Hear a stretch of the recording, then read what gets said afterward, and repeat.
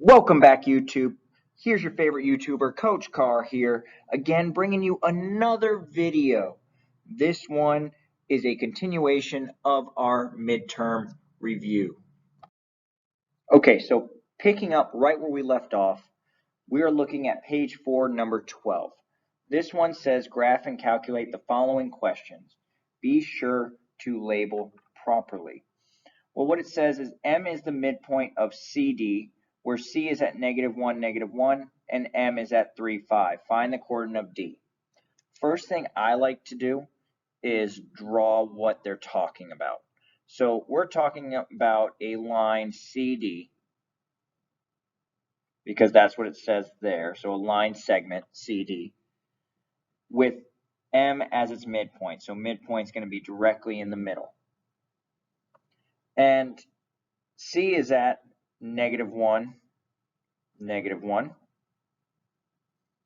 and M is at 3, 5.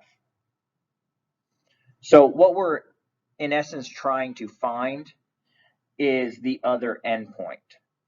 So one way that you can do this is just look at your X values, then look at your Y values and see how far it had to move to get from, let's say, like the one they have here, from -1 to 3.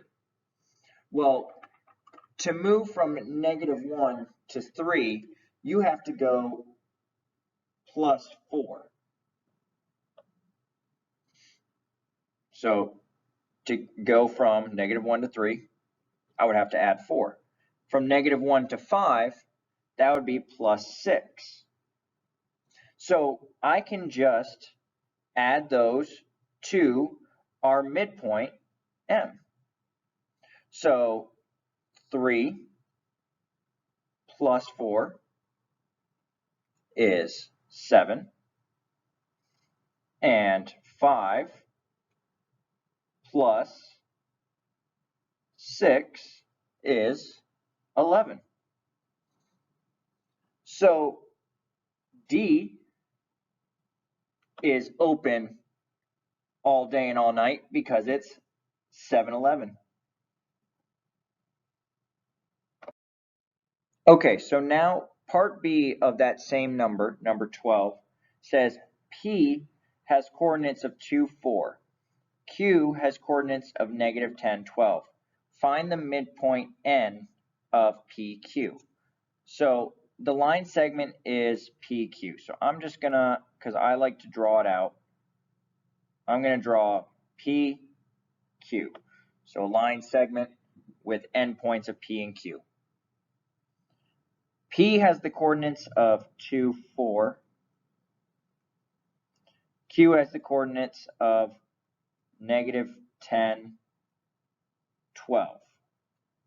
So we're trying to find the midpoint, where that point would be. And they said it was going to be labeled as N. So the way you're finding midpoint is you're really just finding an average. So to do an average, you would normally add the numbers together and divide by however many there are.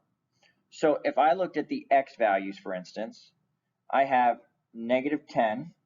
So I'm going to do that one plus 2 over the amount you have, which is, there's 2 points, so divided by 2. This is going to get me my X value. So -10 plus 2 is -8. -8 divided by 2 is -4.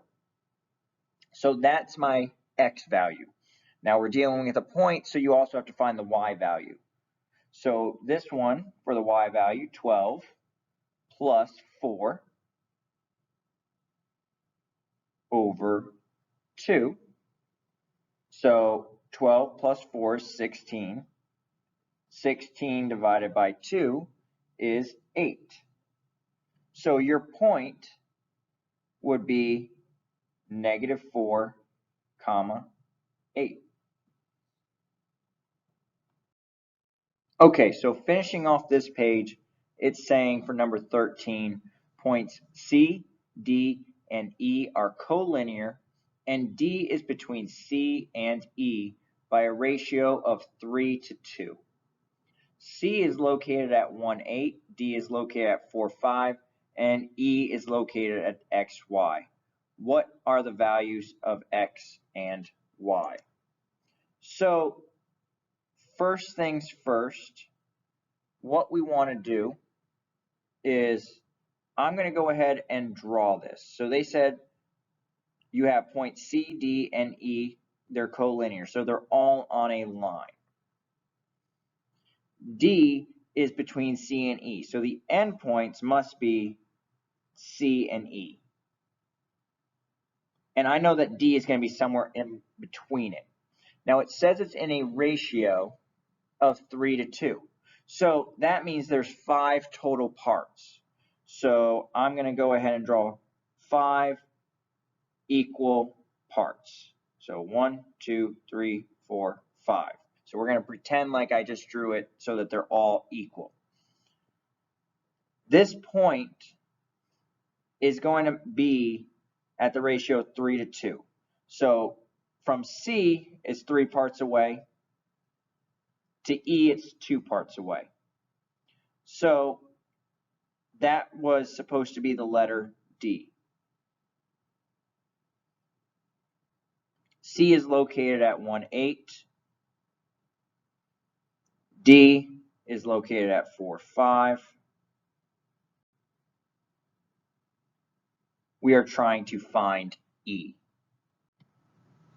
So when you're seeing it broken up like this, that means that we're dealing with partitions. Partitions have an equation of x1 plus k, and then in parentheses x2 minus x1. And then you have, for the y value, you would have the same thing except with y. So y1 plus k times y2 minus y1. Now, to find k, what you do is you look at your ratio. You have a ratio of 3 to 2. So whatever the first number is, that's going to go in the numerator. So I'm going to have 3 as my numerator. My denominator is going to be what the two numbers of that ratio are added together. So it would be 5. So now, knowing this, I'm going to have a better chance of using this equation. But there is one other thing I need to decide, and what's my x1, y1, and which one's my x2, y2. Well, you want to have it so C is your x1, y1, and then this D, your x2, y2. Because usually whatever the first one is, you make it your x1, y1 in this case, other one x2, y2 in a partition. So for x value, let's say we're going to find the x value first.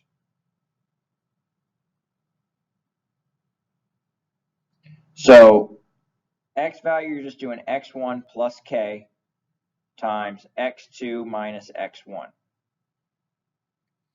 So instead of x1, we're going to put 1 plus k, which is 3 over 5. x2 is 4. And then minus our x1, which was 1. So now we have to do what's in the parentheses first. So I have 1 plus 3 over 5 times 3. Now I'm going to do my multiplication. So remember that when multiplying fractions, they do not have to have the same denominator.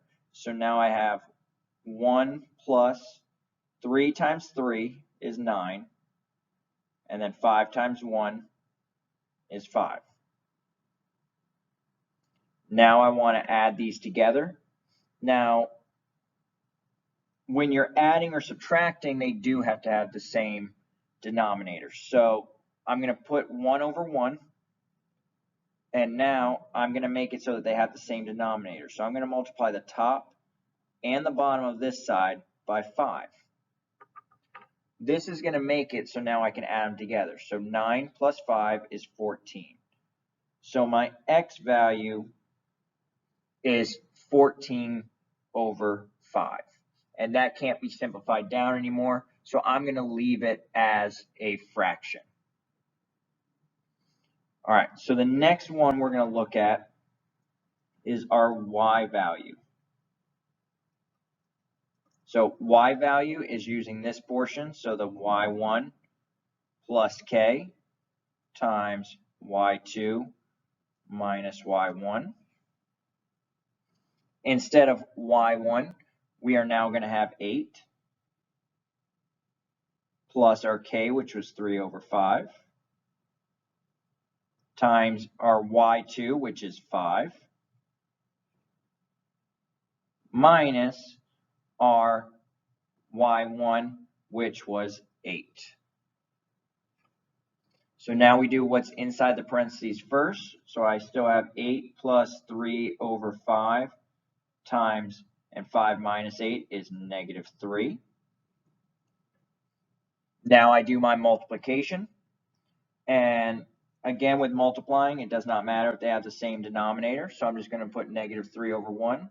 So now I have 8 plus 3 times negative 3 is negative 9. And 5 times 1 is 5. Now I'm going to add these together, and the way I'm going to do that is by putting 8 over 1.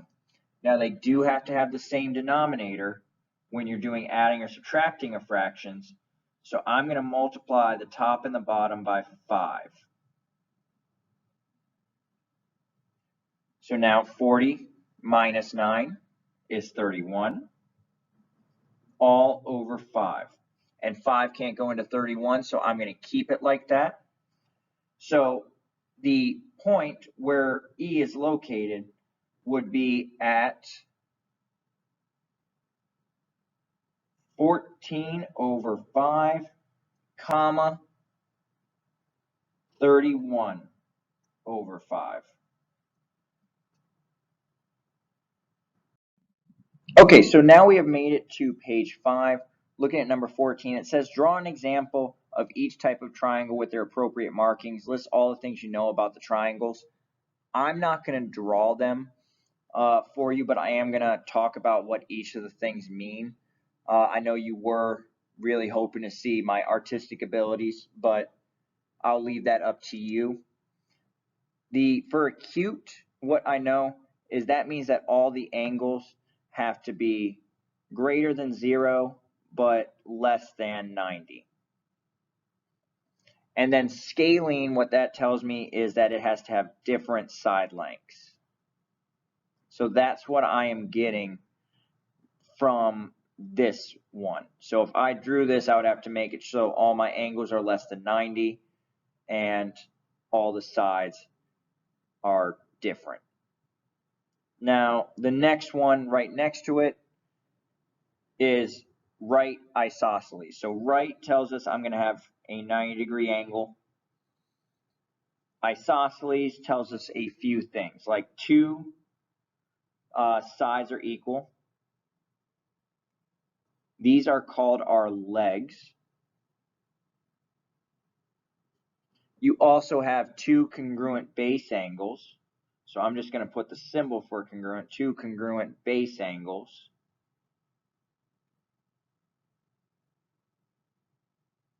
And one vertex angle.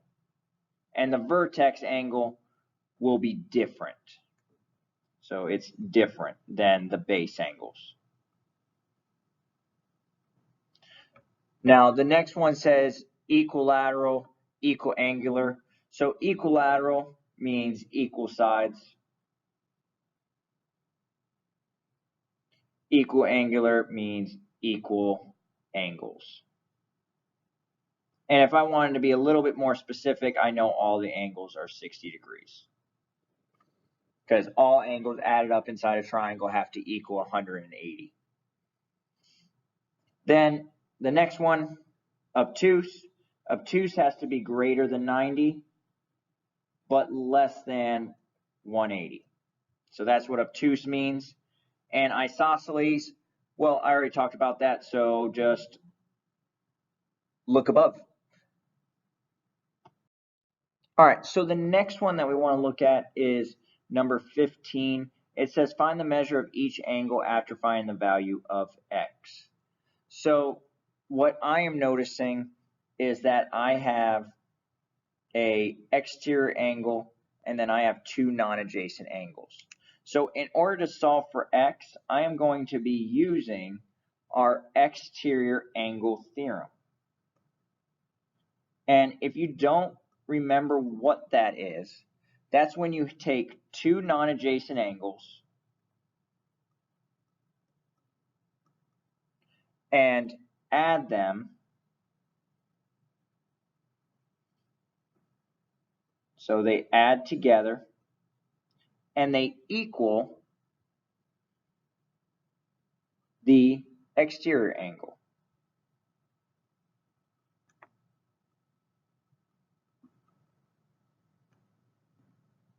So they add the two non-adjacents, add together, and equal the exterior angle. If you don't know what non-adjacent means, that just means that they're not next to that angle. So the way that you would set this up then would be 7x minus 32 plus 5x minus 27 equals 9x minus 8.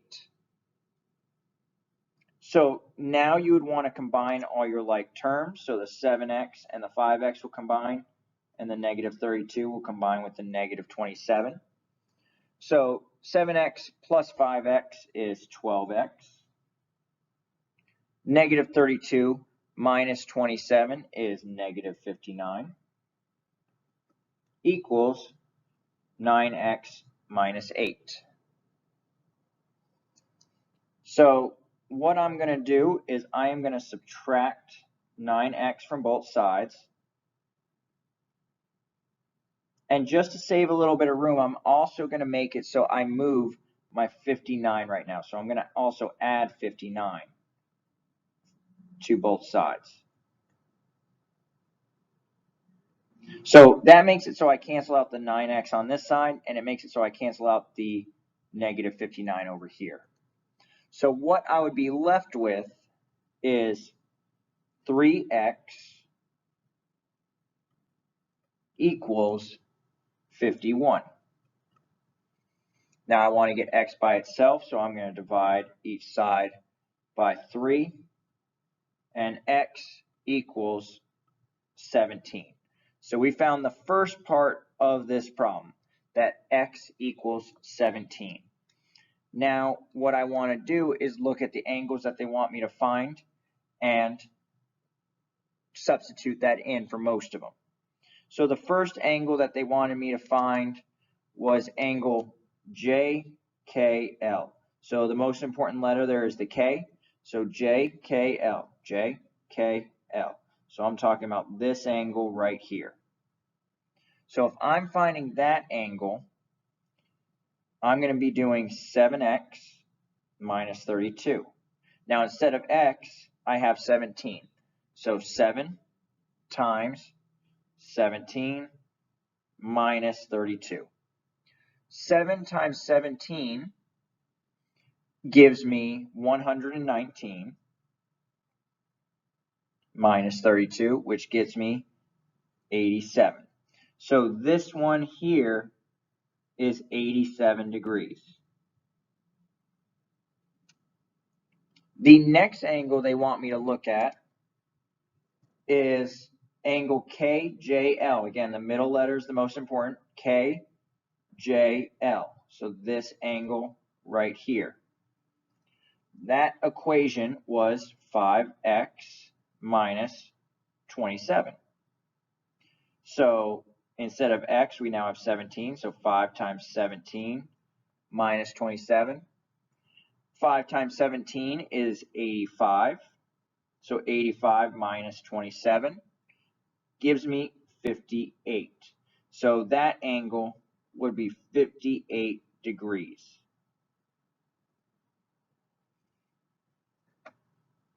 The next one I'm looking for says angle KLJ. So KLJ. So that's the angle inside here. So the way I'm going to find this one is through triangle sum. Triangle sum is just saying all angles inside a triangle have to equal 180. So 87 plus 58, that came from here, plus x equals 180. So combine your like terms, 87 and 58 equal 145, plus x equals 180. Subtract 145 from both sides so that it cancels out over here, and x is equal to 35. So this angle on the inside was 35 degrees. Now the last one. Now we said earlier that the two non-adjacents added together equal the exterior angle. Well, actually, when I did the triangle sum, I already added these together. Since I already found these, I can just do the 87 plus 58, 87 plus 58.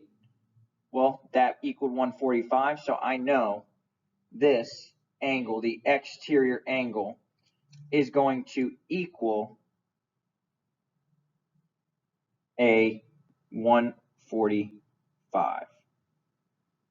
Now, I also could have plugged in 17 for the x, and I still would have got that same exact answer. So that's going to do it for this video. Thank you again for watching. More videos to come. Smash that like button, subscribe, hit that bell, and also, of course, buy the non-existent merch.